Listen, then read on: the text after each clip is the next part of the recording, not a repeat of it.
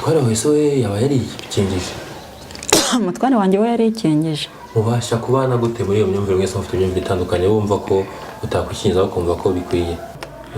Ahubwo buriya nabitumiriza. Niyo mpamvu u Rwanda rwabihakana. Nanjye ndabyemera ko rudakingira ku gahato kubera ko urupapuro bakingiraho rwanditseho ko kwikingiza ari ubushake. Ahubwo umuntu uzana gahato aba yitumirije nyine ashaka gutobera u Rwanda. Uti ndahangana n'abo bantu rero bashaka gutobera u Rwanda. Abo muntu ushaka gutobera u Rwanda we ngende nawe. Mbo ikinyamakuru Isezerano TV nagitumye kuri Perezida wa Repubulika. Banyirukanye mu kazi kubera kutikingiza. Kandi nubahiriza ingamba zindi zo kwirinda kwandura no kwanduza. Mumumbwirire ati nkoresha umuti usukura intoki. Turabubona rwose. Ngakoresha agapfukamunwa. Ngakoresha guhana intera. Ngakoresha kwirinda kujya mu ngendo zitari ngombwa mu birori, ibyo ndabyirinda kwa ngo nirinde cyorezo. Umuyobozi wawe pasiteri kaduhere ku banyagatolika. Papa Francisco yarikingije. Urumva? Abasenyeri barikingije, abapadiri barikingiza. Usengera muri ADPR. ADPR abapasiteri bose twahuye benshi barikingije. Ubwo no kuvuga ko bo bashobora kuba batigisha ibyo bumva neza akaba ari weho ubyumvishe neza kurusha abo bayobozi bawe bagufasha kukuyobora cyangwa se mu masengesho cyangwa no mu materaniro. Yesu Kristo ari ku musaraba, umwenda ukingirije ahera watabutsemo kabiri ngo buri wese yegerereyo. Abapasiteri turabubaha nk'abayobozi ariko natwe twigererayo. Nta muntu dutuma.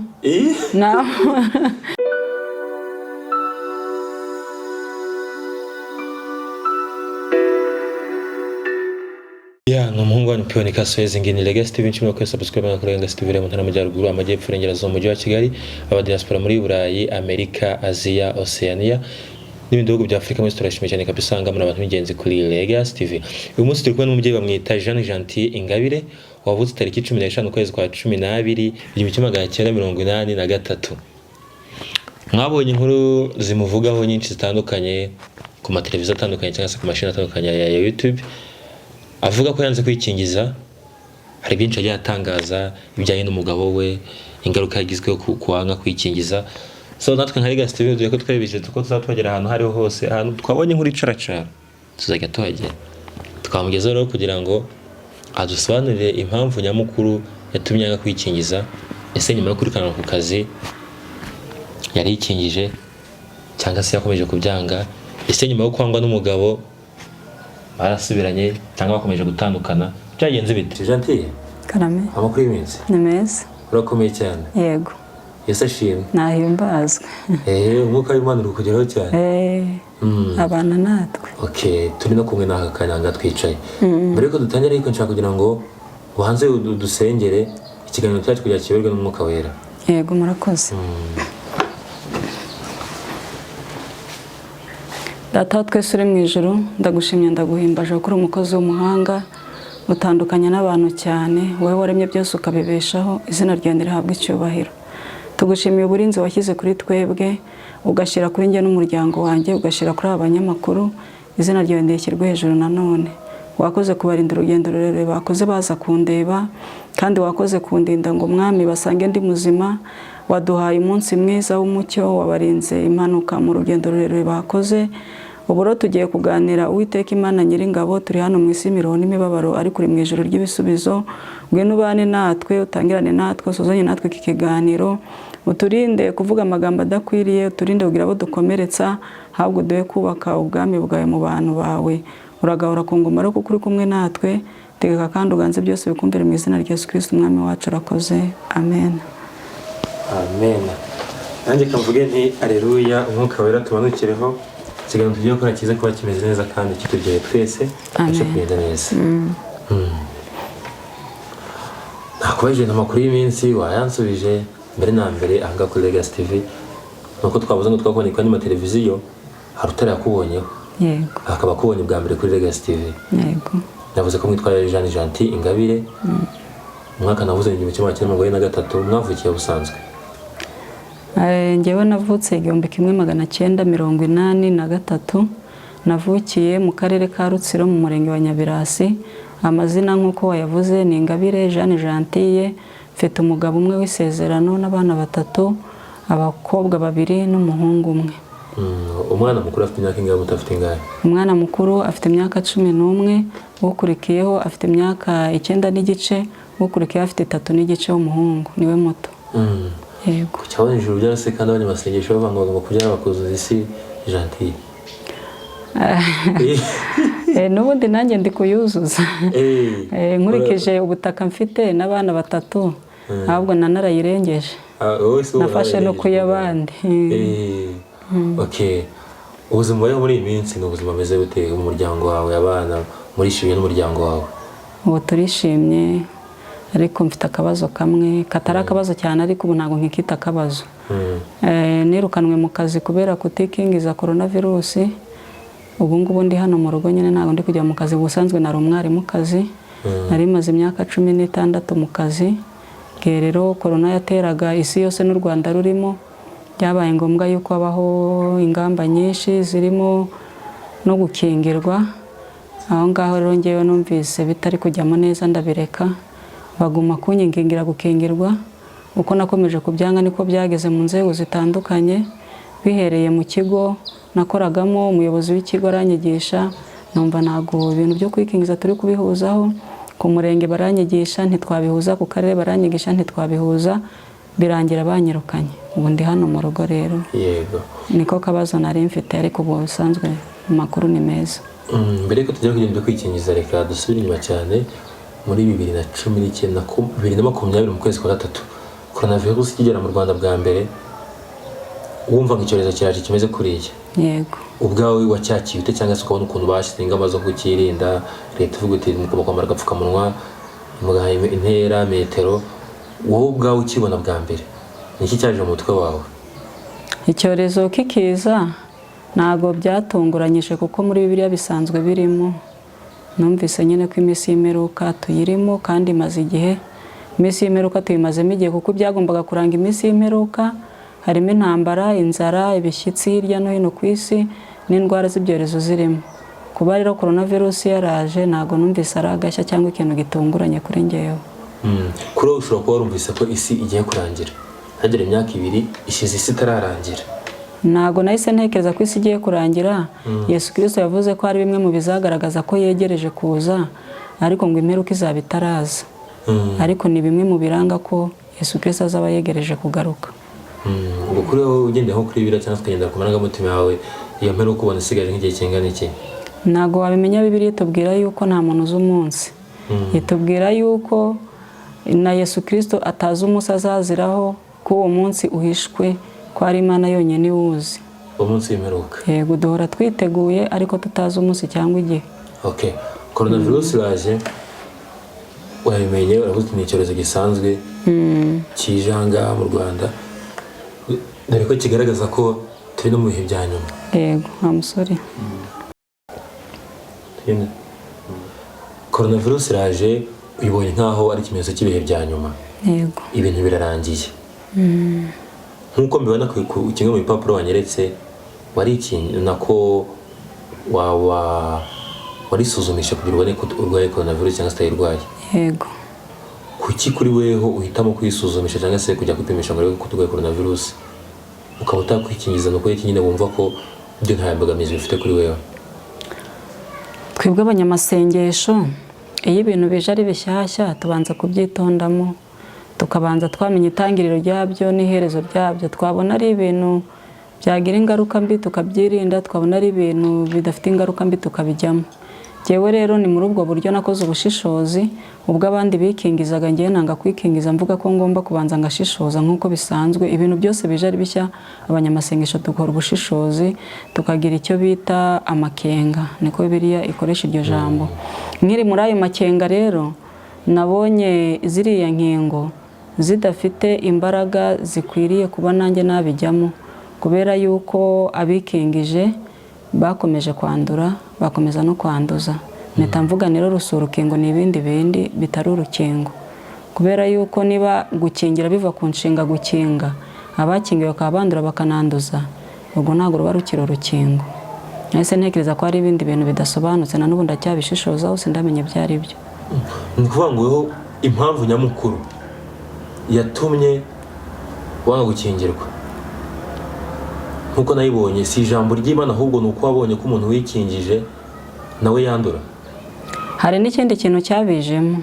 Kimbwira nacyo kibazo. Ni ukuvuga ngo niba barabizanye bavuga ko ari urukingo ariko ntibikingire, ahubwo uwatewe urwo rushinge bitaga urukingo akandura akananduza.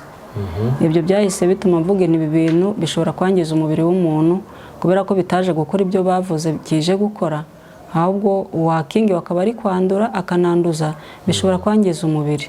Muri Bibiliya rero birabujijwe kwangiza umubiri uko ubishaka. Muri Bibiliya aho hantu uvuga n'uwo murongo uvuga ko ibyo ngibyo bishobora kuba ari ikibazo. Ni ikibazo kwanduza umubiri cyangwa kuwangiza. Muri Bibiliya Abatesalonike ba mbere ibice 5. Bibiliya Abatesalonike ba mbere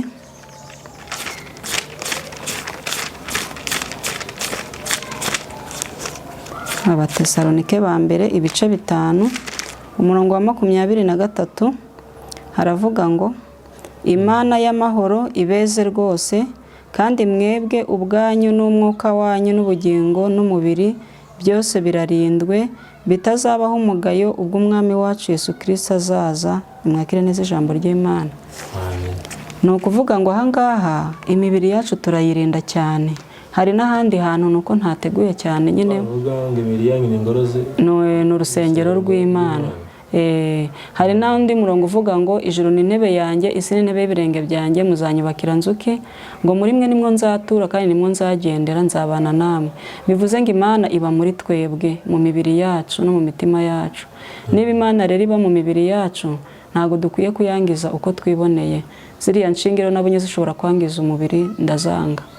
Ahubwo mpitamo gukoresha izindi ngamba zo kwirinda icyorezo kuko cyo kirahari ndabizi, na Bibiliya yarabivuze ko ibyorezo bizaba biriho. Kuba icyorezo kiriho ndabizi kandi mfite n'uburyo nabyirinda nkurikije amabwiriza ya minisiteri yashyizeho. Murareba ahangaha mfite umuti usukura intoki. Uyu nguyu ni umuti usukura intoki. Iyo maze gusuhuza umuntu cyangwa se gukora ku mafaranga, hari ukuntu nyine tugura tudakoresheje mobile money tugakoresha amafaranga asanzwe akorwaho. Ayo ngayo mpita nkoresha umuti kandi sanitize. Hanyuma nkoresha agapfukamunwa iyo ngiye mu bantu ntari hano mu rugo, mpfuka umunwa kandi namara gupfuka umunwa nkanajya no mu ntera nkirinda kwegerana n'abantu cyane. Twanayihanye hano. Amabwiriza yuko bigaragara ya coronavirus urayubahiriza. Amabwiriza ya coronavirus ndayubahiriza. Niyo sanitizer wabikoze tukiza n'agapfukamunwa twasanze ukambaye, ahubwo ikibazo kiri kukwikingiza. Ese mama watubwiye ngo hari ingaruka, wabonye hari ingaruka bishobora kugira ku mubiri? Haba hari ingaruka, haba hari nk'umuntu w'umugenzi cyangwa se muturanye wigeze ubona izo ngaruka zanamugezeho cyangwa se wumvise babivuga? Numva babivuga, ntawe ndabona. Muri aka gace dutuyemo nta nubwo coronavirus yahageze wenda ngo igira abo yangiriza tubibone. N'inkingo zayo rero ntawe zari zangiza ngo tumubone. Hari abikingije uretse abagenda babivuga hirya no hino, ariko njye ntabyo nari nabona. Ngo nibyo wumvise ingaruka zo ntazo wigeze wibonera? Oya, ntazo niboneye. Ese waba waregereye nk'umuganga, nk'umuntu wabyiye nyine nawe wize ubwarimu nawe urinjije ukabyawe vraiment uri umuntu wize uzi ubwenge, ukamubaza uti se muga mwice muri nka babiri koko uru rukingo umuntu ashobora kurwitira rukamugiraho ingaruka, cyangwa watereye agati mu ryinyo uravuga uti njye nasomye ijambo ry'Imana nsoma Bibiliya nta mpamvu yo kwirirwa n'ujya mu bindi, ukuri kwanjye niko mpagazeho gusa? Ubushakashatsi narabukoze, naganiriye n'abantu benshi n'abaganga barimo, na n'ubu ngubu muri ubwo bushakashatsi hari abanyoherereje amabaruwa yo mu karere ka Ruhango agera muri 5, abari abaganga b'abanasi, abazero n'aba AE bariho birukanywe banze kwiteza izo nshinge. Muri Bibiliya hari ahantu bavuga aho Shadarake Abinego Sadoraka Meshake na Abedenego nabo banze gusenga igishushanyo byo byategetswe na leta, bo bakomeza gusenga Imana yabo. Uwo murongo rero ntabwo ushobora kuba warakumotiviye kumva koko uti ibyo bintu leta iri kudutegeka turabyanze, reka twikorere ibi ngibi? Uwo murongo wamfashije igihe abantu bashakaga kunshira urubanza yuko ndi gusuzugura amabwiriza ya leta, ngo ndi kwigumura kuri leta, ngo ndi kurwanya leta. Ndababwira ati njye sinarwanya leta kuko njyewe ndi intore naratojwe. Urabona mfite amasertifika 2. Aya masertifika ndi umutoza w'intore mu ndemyabigwi, ariko mbere ho nari natojwe mu ntore zo mu nzego z'ibanze kuko nari mpagarariye abagore mu kagari. Nari coordinatrice wa SNF mu kagari, noneho njya mu itorero mu nzego z'ibanze mba intore, hanyuma njya no mu itorero ry'indemyabigwi mba umutoza w'intore. Rero nkababwira nti ngende intore ntago nagambanira igihugu, ndi umunyarwanda muzima ukunda igihugu n'abagituye, uharanira kwigira no kwihesha agaciro. Mfite indangagaciro z'ubunyarwanda zuzuye, kuko ntazifite sinakoresha umuti ngo nirinde ndinde bagenzi banjye, sinapfuka umunwa kugira ngo nirinde ndinde bagenzi banjye. Ariko niba mpana intera ngakoresha umuti ngapfuka umunwa, mba ngira ngo nirinde nyine icyorezo kitanyanduza cyangwa nkagira uwo ncyanduza. Iyo nipimisha kenshi mba ngira nti ahari wenda naba naracitswe, nkakagira umuhumekera umwuka arwaye, cyangwa se umutware wanjye yaba yacitswe akagira umuhumekera arwaye akanyanduza. Niyo mpamvu ngenda ngira nte nisuzumisha. Umutware wese we yaba yarikingije? Umutware wanjye we yarikingije. Mubasha kubana gute muri iyo myumvire? Mwese mufite imyumvire itandukanye, wumva ko utakwikingiza ukumva ko bikwiye? Byaramugoye cyane, ariko kuko namwerekaga ko bishingiye kuri Bibiliya, akaba azi ko ndi umunyamasengesho w'igihe kirekire, yarambwiye ati bijyanye n'imyizerere ntabwo twabipfa. Abana babise baba barikingije? Abana baracyari bato. Baracyari bato? Umukuru afite imyaka 11 kandi ubu ngubu bari gukingira guhera kuri 12. 10 ntabwo barahageraho. Yego. Muri komenti z'ikiganiro babakoresheje hari aho nabonye bavuga ngo bakubajije ngo ese inkingo zaba arizo zizatuma atinjira mu ijoro kubera ko yangirije umubiri, cyangwa amaraso ya Yesu Kristo waducungiye ku musaraba niyo azatuma dutubarirwa ibicumuro twakoze nuko twarangirije mu mibiri yacu tukajya mu ijoro? Urabivuga y'icyo kandi? Umuntu wabajije utyo namusubiza yuko iyo umuntu akoze icyaha nkana atababarirwa. Niba umutima nama waramubwiye ngo ye kwangiza umubiri akawangiza arenze ku mutima nama, nta juru azajyamo, kubera yuko umutima nama niwe ukorana, niwe Imana izifashisha mu guca urubanza. Nimba rero umutima nama waramubwiye ngo kwikingiza ni icyaha, akikingiza akangiza umubiri abishaka, ntabwo azarijyamo keretse nasaba Imana imbabazi. Nasaba Imana imbabazi zamubabarira. Nimba yarabikoze mu butamenya nabwo izamubabarira, kuko ijambo ry'Imana riravuga ngo ibyo mwakoze mu bujiji narabyirengagije, ariko ibyo mwakoze ku bushake ntabwo nzabyirengagiza. Umuntu wese bizamujyana mu rubanza. Nimba warumvishe ko kwangiza umubiri ari bibi, wowe ukawangiza ku bushake uzabibazwa. Yego. Ese mama, hari intoza harahanga bavuga muri Bibiliya ngo icyaha kitabarirwa cyonyine ni ukumuha no gutuka umwuka wera cyangwa se gutuka Imana. Rero byose wabikora uraho kugira ngo umere nk'uri kwangiza amategeko ya leta, nk'uko babivuga ngo kutabikora no kusuzugura amategeko ya leta. Si wabikora ahubwo ukazicuza icyo cyaha? Gusuzugura amategeko ya leta ku bushake? Niko bavuga, niko handitswe, niko nabonye bavuga. Amategeko ya leta burya iyo atajyanye n'imyizerere ishingiye kuri Bibiliya, ayo ntabwo aba avuye ku Mana. Tuzi ko ubuyobozi bwose bwaturutse ku Mana. Ariko iyo ubuyobozi budakoze iby'Imana yabutumye buba bwatandukiye. Mu ijambo ry'Imana tubonamo umugabo witwa Sawuli mu Isezerano rya kera. Uwo Sawuli Imana yari yamwimitse ngo abe umwami wa mbere w'Abisiraheli. Imana imutuma kujya kwica ubwoko bw'abamareki kuko bwari bwaragiriye n'Abisiraheli. Arangije baragenda arokora umwami, arokora n'ibindi bintu. Kubera ko yari yasuzuguye itegeko ry'Imana iramurakarira, imukura ku ngoma imusimbuza Dawidi. Aho ngaho rero bigaragara yuko Imana niyo yimika, ariko iyo imaze kwimika abami hari igihe bageraho bagakora ibyo bishakiye. Urugero, nk'ubu ngubu bazanye kiriya gipapuro cyanditseho ngo kwikingizana ubushake, ngo kandi uzagira ingaruka azazirengera. Aho ngaho umuyobozi wabitoye akabyandika utyo, twavuga ko yarayobowe n'umwuka w'Imana.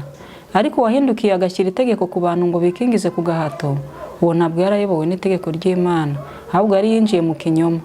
Aho afata urupapuro ngo rusinyeho yuko wikingije ku bushake, yarangiza akagukingira ku gahato. ukagera naho wirukanwa mu kazi uzira kutikingiza kandi bavuze ngo ni ubushake. Umuyobozi washyizeho kiriya gipapuro cyo kwikingirizaho yayobowe n'Imana, ariko uri gukingira abantu ku gahato ari mu kinyoma. Ni umwuka wa Satani w'ikinyoma, kuko Satani niwe mubeshyi, nabo rero bari kubeshya. Hari ikinyamakuru cyo mu Budage cyanditse cyavuze ngo leta y'u Rwanda irimo irakingira abantu ku gahato. U Rwanda rurabihakana. Nta muntu twategetse gahato gukingiza mu bushake. U Rwanda rugomba kubihakana, kuko n'ubundi sintekereza ko Paul Kagame perezida wacu ari we wategetse abantu gukingirwa ku gahato. Ahubwo buriya nabitumiriza. Niyo mpamvu u Rwanda rwabihakana. Nanjye ndabyemera ko rudakingira ku gahato, kubera ko urupapuro bakingiraho rwanditseho ko kwikingiza ari ubushake. Ahubwo uwo muntu uzana agahato aba yitumirije, nyine ashaka gutobera u Rwanda. Utindahangana n'abo bantu rero bashaka gutobera u Rwanda. Uwo muntu ushaka gutobera u Rwanda we ngende nawe. Mbo ikinyamakuru Isezerano TV nagitumye kuri Perezida wa Repubulika. Ikinyamakuru Kwezi TV nagitumye kuri Perezida wa Repubulika. Namwe ndabatumye kuri Perezida wa Repubulika. Banyirukanye mu kazi kubera kutikingiza.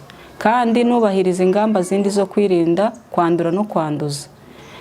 Mumumbwirire ati nkoresha umuti usukura intoki. Turabona rwose. Ngakoresha agapfukamunwa.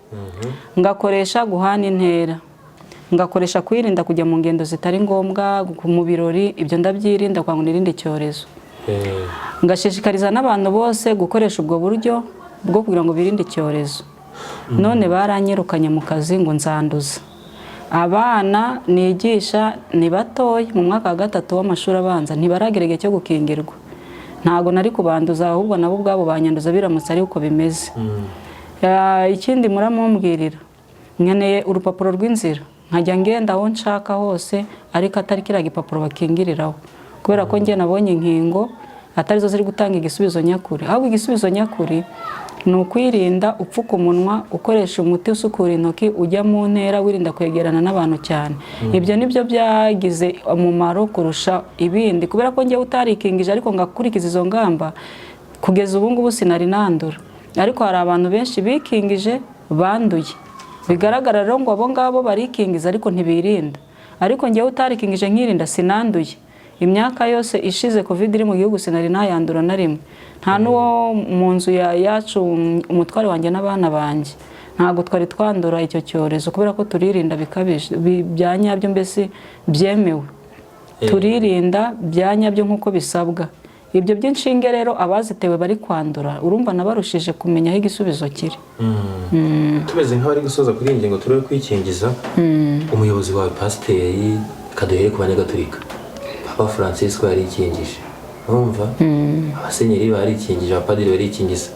Usengera muri ADPR abapasiteri bose twahuye benshi barikingije. Ubwo ni ukuvuga ko bo bashobora kuba batigisha ibyo bumva neza, akaba ari weho ubyumvishe neza kurusha abo bayobozi bagufasha kukuyobora cyangwa se mu masengesho cyangwa no mu materaniro. Yesu Kristo ari ku musaraba, umwenda ukingirije ahera watabutsemo kabiri ngo buri wese yegerereyo. Abapasiteri turabubaha nk'abayobozi, ariko natwe twigererayo. Nta muntu dutuma.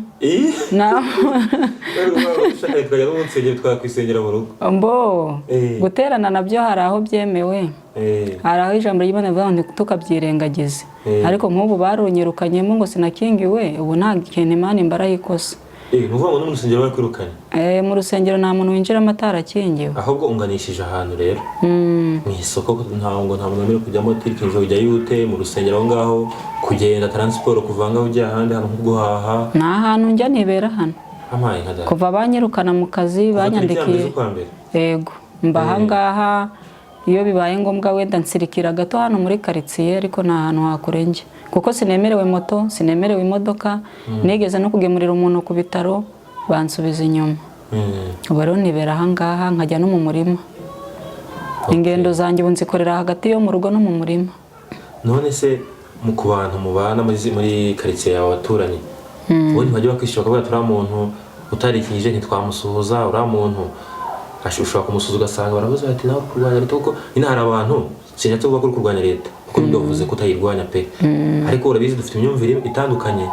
Hari abantu babona ibintu mu buryo buri sympathy muri parasympathy, wowe akabona ko ushaka kugira ute kwagisha leta, hari n'undi ubona ko uri mu murongo muzima, kuvuga ko n'abantu babiri batandukanye. Nta bantu baturanyi bameze gutyo bashobora bajya bakwishyura kuvuga turi muntu reka ikasana. Abaturanyi kunyishisha ni ukugira wenda ngo ntaza kumenya uruhande bahereyemo, kuko abenshi bikingije kubera ubwoba, abandi bikingije babishaka. Noneho rero abo bikingije babishaka baba bamfashe nk'umusazi, kavuga turiya muntu ni umusazi, ataye akazi, azakena, abana bazarya iki, ibibazo ni byinshi. Rero abaturanyi banjye tubanye neza, ufite icyo akeneye hano urabona mfite amazi y'imvura, nafashe ikigega, ukeneye amazi ntibyamubuza kuza kuyafata. Ugize icyo akeneye muri uru rugo ntiyareka kuza ugifata. Kuza kuganira byo ntabwo ari ngombwa kubera ko ni nkayo yose mba nirinda ibintu by'akajagari. Ntabwo ibintu byo kwicara udukundi tubara inkuru ntabwo mbyemera. Buri muntu aba agomba kujya mu mirimo agakora akiteza imbere. Nta mwanya rero wo kugendererana wundi uba uhari, tuba tugomba gukora tukiteza imbere kandi tukaba mu mago yacu kugira ngo twirinde icyorezo. Yego. Iyo ngingo turaza kwizaho n'uwo dusoje bya nyabyo njya muri iki kintu. Hari abantu bafite imyumvire imeze nk'iyawe, nyine abantu Bibiliya cyane bayigiyemo cyane bakayinjiramo cyane, buri murongo wose bakawusesengura. Yego. Hari n'abanze gufata indangamuntu, banze gufata mituweli, banze gufata tapendi ngo badakora umuganda. Ese ibyo ngibyo urabikora? Abadakora umuganda bo simbazi kuko umuganda ni igikorwa cy'ingirakamaro cy'abanyarwanda bose. Nk'uko nakubwiye ko ndi intore, nta gikorwa cya leta na kimwe ntakora na kimwe.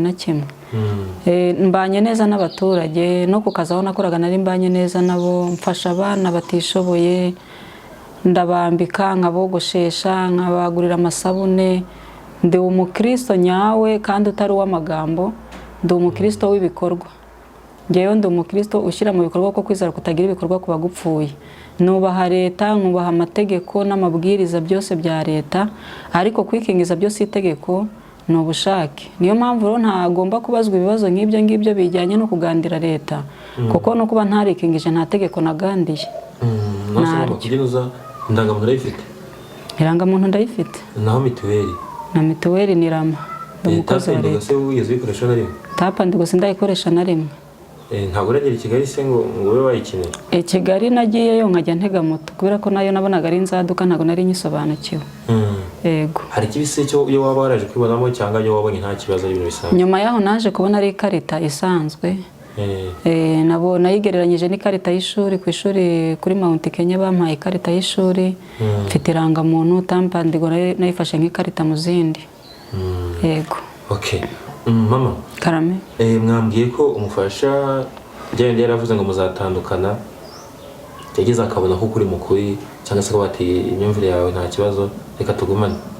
Iyo nzira waciyemo muri bya bihe byo kuvuga ngo ndakwirukana, sinshaka kukimbera umugore umeze gutya, yari imeze ite? Byari bigoye cyane kubera ko nyine yambwiraga ko ngomba kumuviranga, ariko nawe yabiterwaga n'ibibazo yabonaga bimuguye hejuru. Urabona nari mfite inguzanyo nawe afite inguzanyo. Umwana wacu ari mu wa 6 arenda kujya segonderi. Yibazaga ukuntu ndaza kwicara ahangaha nta kazi mfite, akajya kwishyura ideni rye n'iryanjye, akibaza tuzarya iki, tuzabaho gute. We rero mu bisubizo yumvaga yihaye ni iyo kuzana undi mugore ukora wikingije kugira ngo nibura mwunganire muri ibyo bibazo byose. Ariko nyuma yaho uko nakomeje kumuganiriza nkamubwira nti erega n'abagore badakorera leta bakora indi mirimo yinjiza, nanjye nzashaka icyo nkora cyinjiza mbabarira ndera abana banjye. Yaje kumbaza mbese urumva uzakora iki? Ndamubwira ati nzagerageza njye mu murima mpinge, nzagerageza nshaka uburyo nakorora, niyo nahera ku rukwavu rumwe cyangwa inkoko imwe nzagerageza ku buryo nanjye nzaguteza imbere. Arambwira ati rero icyo nitayeho ni abana banjye, kuba wenda batarerwa na nyina wundi, nayo ibyo ngibyo byo kuvuga ngo uzorora uzahinga, ese uzorora nta gishoro ufite, ese uzahinga utarabimenyereye? Aravuga ati guma aho ngaho urera abana ariko ibibazo nta n'ibibazo. Mbese asa nkaho yikoreye imitwaro imuremereye, na n'ubu araremerewe. Ntabwo ari ukuvuga ngo yaranyemereye kubera ko ari kubona byakemutse, na n'ubu ngubu araremerewe, ariko yarihanganye. Namusabiye n'umugisha kubera kwihanganira iyo mitwaro yose. Muri iyo mitwaro se abana babo ntabwo bigeze bakwishishaho? Abana ni bato, nta kintu baba babona, ntabwo basobanukiwe ibiri kuba, ntabwo bazi ibyari byaba bicishikeye. Wapi. Okay. So kuri Legacy TV tugiye gusaba tugira ikintu twaza ibibazo 3. Urabona twakoze ikiganiro mutubwira uko mubayeho, mpamvu mutikingije, musobanura byinshi ndakeka abantu benshi basobanukiwe. Twaganiriye twese iminwa yacu ibumbye. Cyangwa dusoza turi guseka. Gitari ko duseka. Umbwiye ko uri umwarimu. Yego. Igifaransa urakizi? Gikeya.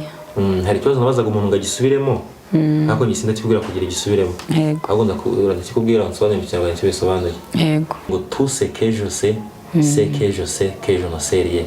Namashatse kuvuga ngo iki? Waba ushatse kuvuga ngo ibyo nzi nibwira nzi yuko kugira ngo menye ikintu nuko mbanza kumenya ko ntacyo nzi. Nkabanza ngatekereza nti ntacyo nzi kugira ngo mbone uko menya ikindi. Iyo nshaka kumenya nibwira yuko ntacyo nzi. Yego. Okay, mwabishoboye cyane. Mama, iyo bavuze Snapchat wumva iki?